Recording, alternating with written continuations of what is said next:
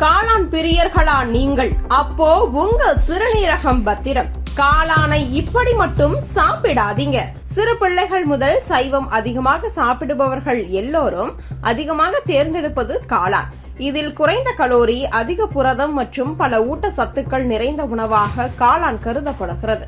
ஆனால் எந்த உணவாக இருந்தாலும் அளவோடு சாப்பிடுவது மிகவும் முக்கியம். அதுவும் தேர்ந்தெடுக்கும் காளானும் முக்கியம்.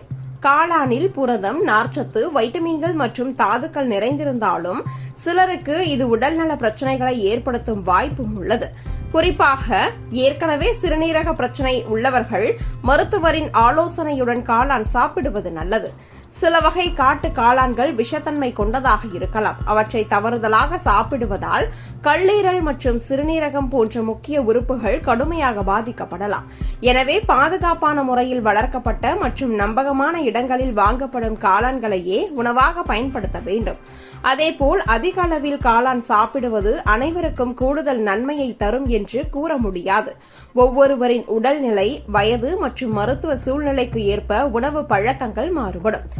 காளான் உடலுக்கு நல்லதா அல்லது கெட்டதா என்ற கேள்விக்கு ஒரே பதில் இல்லை. சரியான வகையான காளானை சரியான அளவில் சுத்தமாக சமைத்து சாப்பிட்டால் அது ஒரு ஆரோக்கியமான உணவாக இருக்க முடியும்.